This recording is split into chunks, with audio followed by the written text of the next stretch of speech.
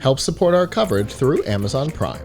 Get free music with Prime Music, TV, movies, and documentaries with Prime Video, and free games with Prime Gaming. For this and a whole lot more, go to PLUGHITZlive.com/prime. Coming up next, we have Sword. Is that correct? It's a very Dutch name. It's Sjoerd. Sjoerd. But it's so Dutch, so no worries about mispronouncing it. Absolutely no worries. How are you today? I'm good. Yeah, fantastic. Thanks. Enjoying your digital CES experience? I am. Yes, I am. Yeah. Good. Well, tell us a little bit about Tover and what it is that y'all do. So what we have is, it's called Tovertafel, and that means magic table. And it's a game system for people with severe cognitive disabilities. And our most well-known product is the magic table for people with late-stage dementia. Oh, interesting. It's a box about this big that we mount in the ceiling in a care home. And inside the box is a projector and sensors and computer hardware, and we project games on the table, the normal everyday table that's already present at the care home. And you play the games by touching the projections. So, for example, we project autumn leaves on the table, and you can swipe them away. Or there's a beach ball that you can bounce towards each other.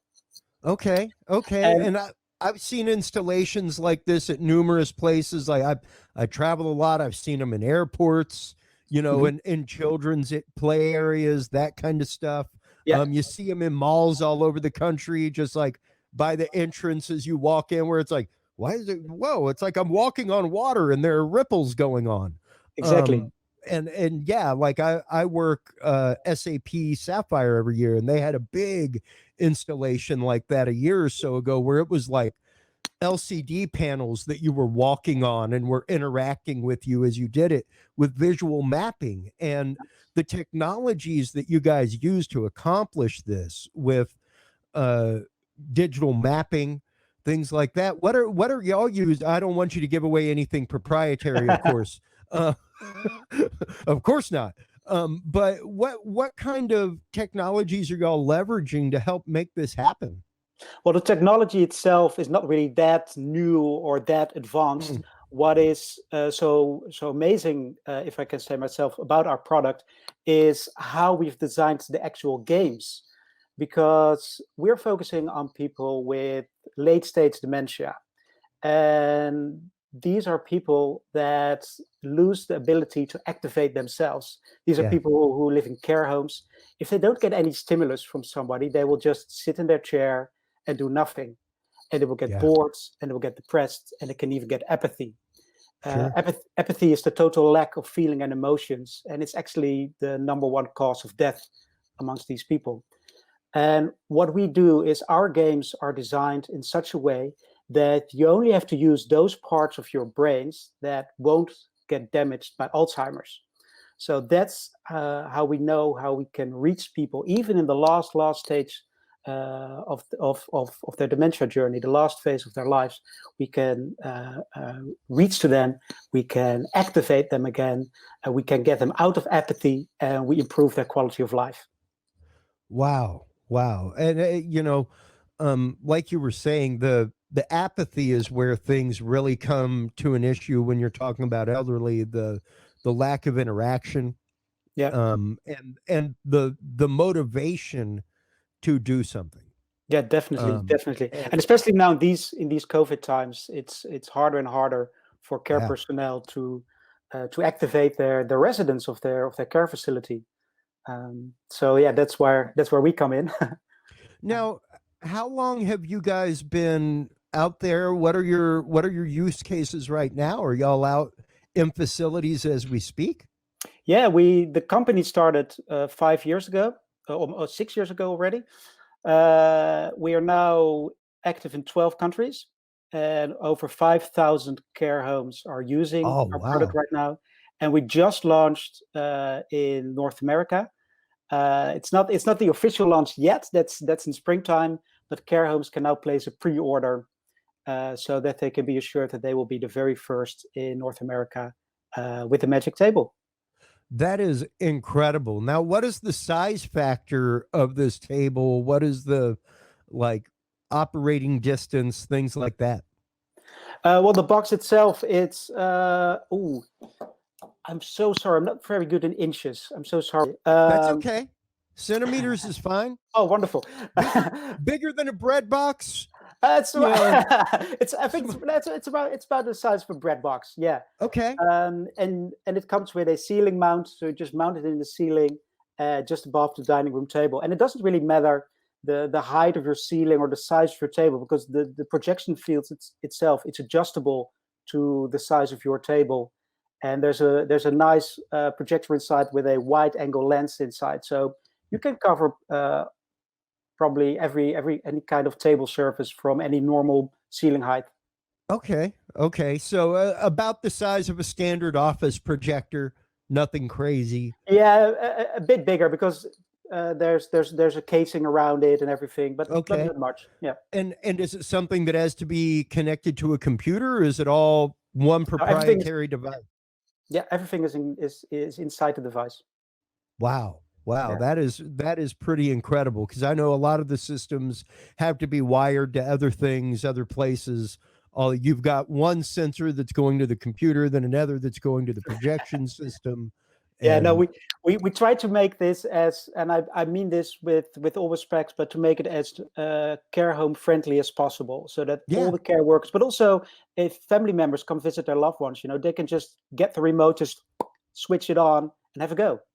Yeah, precisely. And that barrier of technical entry is really huge, because the last thing you want to do is have to have a training meeting with a bunch of your staff. Hey, we got this new thing, and hey, if we're going to use it, guess what? Here's the process that everybody has to know, which is immediately going to decline its general usage in the environment. Like when there is a barrier of learning, that means that, like, hey, we got to train these two people this day. We got to train these two people that day. So when it's something as easy as turn it on, menu boots up, select your game, you're done. That's pretty incredible. Yeah, thanks. Yeah, we worked very hard to make it as easy to operate as possible. I mean, for somebody like you and me, we're not scared for some buttons and some remotes and some extra technical stuff. But for a lot of people, it's still, just like you say, it's a barrier to enter, a barrier to use it. Yeah. Definitely. Now, a couple of quick questions. We got about 3 minutes left in our interview here. Number one, what is the barrier of entry cost-wise? Is there a consumer version, like a home version, or is it business to business only? No, we really focus on care homes, memory units, long-term care facilities, all that. So it's really a business to business product that we have. Okay. Yeah, that's always one thing that I'm curious about, especially whenever it comes to things like this, because when you're talking even beyond elderly care homes, special needs care homes in the same right, with people with mental disabilities, things like that would be a fantastic use model. Oh, definitely. For this product. We have suites of games for various people with different kind of cognitive disabilities. So we do have a whole suite of games for people with a learning disability. We are studying, because everything we do is backed up by science and clinical neuropsychologist research. So right now we are studying what we can do for children with a disability. For example, children with an autism spectrum disorder. Sure. Anybody on the autism spectrum, ADHD, ADD. Like I said, to start incorporating these into preschools, that kind of stuff, where every kid gets 10, 15 minutes of time a day, would be invaluable learning tools. Definitely. And it's physical. You have to move around to use it, to play it. It's not just sitting passively in your chair and just watching the screen. Or a tablet or something like that. Definitely, yes. Yeah, absolutely. Well, once again, tell everybody before we let you go where they can go to find out more about the Tovertafel. Did I say that Wonderful. correctly? That's amazing. I think It's that's been the been a while since I visited over there in the Amsterdam, but all I right. remember how to say a couple things. When the lockdown is over and you're here, let me buy you a cup of coffee Oh, you bet. or some other stuff that we sell here, but maybe that's not something to talk about. Things that we cannot talk about at CES. No, no, it's called Tover, Tover.care, Tover.care, Tover.care. Absolutely. Well, thank you so much for taking the time to come on, talk Thank with you. us, and expose us to this amazing product that's available for care homes, things like that. Thank you very much for having me. Absolutely. Take care and enjoy the rest of your digital CES. I will. Thank you very much. You too.